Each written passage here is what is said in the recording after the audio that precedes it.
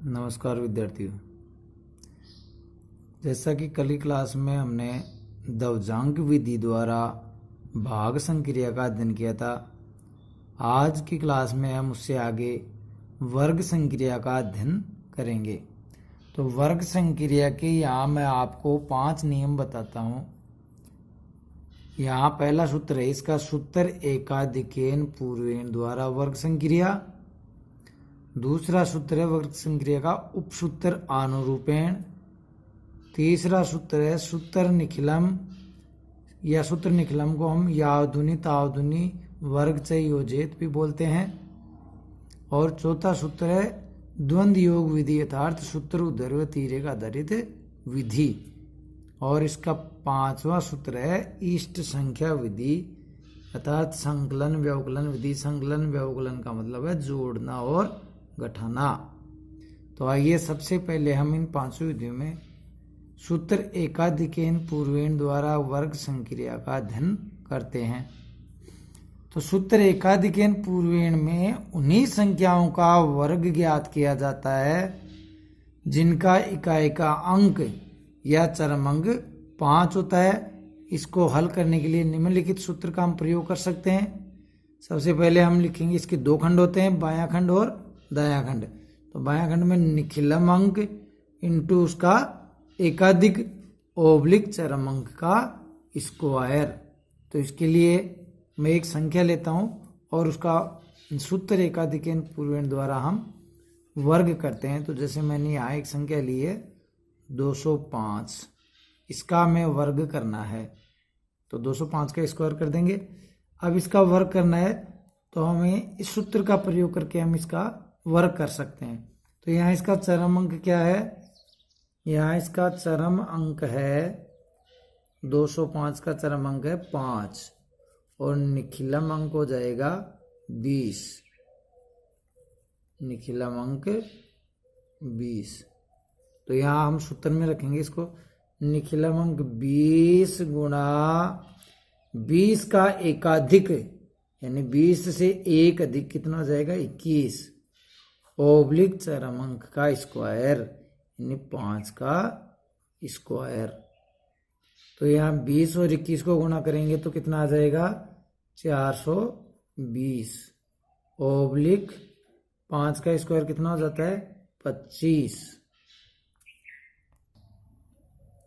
इस प्रकार हमें 420 25 इसका वर्ग प्राप्त हुआ अर्थात 205 का स्क्वायर कितना होगा 42,025। अब ये कैसे प्राप्त होगा? यहाँ हम इसमें दाएं पक्ष में जितने अंक हों, दाएं पक्ष में जितने अंक हो उतनी शून्य बाएं पक्ष में बढ़ाकर इसमें दाएं पक्ष को जोड़ देंगे। तो इस प्रकार हमें 42,025 प्राप्त हुआ। तो ये हमने आपको सूत्र एकाधिकेन पूर्वेण द्वारा वर्ग संक्रिया का एक उदाहरण समझाया। उम्मीद करता हूँ आपको ये समझ में आया होगा। एक एक क्वेश्चन आप भी घर पे हल करोगे। इसके आगे मैं दूसरी विधि लेता हूँ, उपसूत्र आनुरूपेण। तो अभी हम उपसूत्र आनुरूपेण द्वारा वर्ग संक्रिया अध्ययन करना सीखते हैं। यहाँ अनुरूपेण का अर्थ है अनुरूपता तथा समानुपात द्वारा। अनुरूपेण का अर्थ क्या है? अनुरूपता तथा समानुपात द्वारा। इस विधि द्वारा 2 अंकों की संख्या का ही वर्ग ज्ञात किया जा सकता है। 3 या 2 से अधिक संख्या या अंक हो तो उस संख्या के लिए उपसूत्र आनुरूपेण विधि उपयुक्त नहीं होगी। उपसूत्र आनुरूपेण विधि खाली 2 अंकों की संख्याओं के लिए ही उपयुक्त होगी। इसे हम एक सूत्र के रूप में पिरोएं तो इसकी विधि कैसे है? इसको हम 3 खंडों में विभाजित करके लिखते हैं। यहाँ दाईं ओर से प्रथम खंड में हम इकाई का स्क्वायर करेंगे और इधर बाईं ओर से प्रथम खंड में हम दाएं अंक का स्क्वायर करेंगे और मध्य खंड में हम दोनों अंकों का गुणनफल लिखेंगे। दोनों अंकों के गुणनफल को फिर एक बार इसमें जोड़ देंगे। इस प्रकार उपसूत्र अनुरूपेण का एक मैंने आपको सूत्र बना के बताया है। तो आइए इसे हम प्रयोग में लाते हैं, एक उदाहरण के द्वारा समझते हैं। यहाँ मैं एक दो अंकों की संख्या लेता हूँ। जैसे मैंने एक संख्या ली है 97 का स्क्वायर, यानी हमें 97 का वर्ग करना है। तो सीधे से अगर अपन देसी भाषा में इसको समझना चाहें तो इधर का अंक इधर और इधर का अंक इधर लिखना है। जैसे आपने 97 लिया है तो 97 का 7 इधर लिख दो और 9 इधर लिख दो, यानी इधर का अंक इधर और इधर का अंक इधर, और दोनों के ऊपर स्क्वायर लगा दो और बीच में इन दोनों अंकों का गुणनफल लिख दो 9 गुणा 7, और इस गुणनफल को इसके नीचे एक बार दोबारा लिखेंगे और इसको जोड़ देंगे 9 गुणा 7। अभी हम इनको 9 का स्क्वायर लिखेंगे नीचे 81, 9 को 9 से गुणा करते हैं तो 81, 9 संता 63 प्लस 9 संता 63, और यहाँ 7 का स्क्वायर लिखेंगे 49। इनमें तिरछी रेखाएं नहीं खींचनी है, खाली इनमें थोड़ा स्पेस देके लिखना है।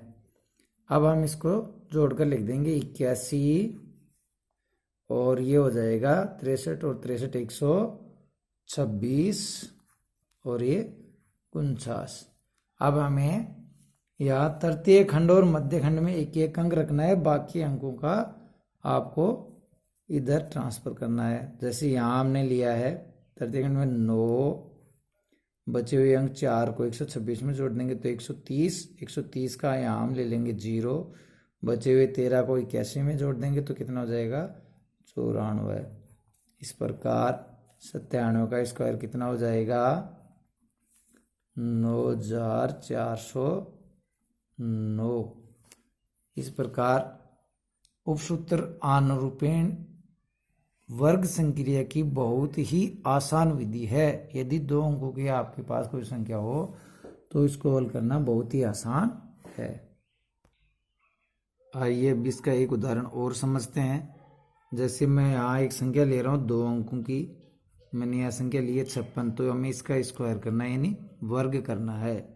तो जैसा मैंने बताया था संख्या 56 है, इस 56 का सूत्र मैंने आपको बताया उपसूत्र अनुरूपेण द्वारा किस प्रकार हल करना है। तो 6 को तो इधर और 5 को इधर बाईं ओर लेना है। 6 को दाईं ओर तो यहाँ लिखेंगे हम 6 और इधर बाईं ओर लिख देंगे 5, और दोनों का क्या कर देंगे स्क्वायर कर देंगे। ये इसका बहुत ही सीधा और आसान फॉर्मूला है, और बीच में हम दोनों का क्या कर देंगे गुणनफल, और इस गुणनफल को इसके नीचे हम एक बार जोड़ देंगे।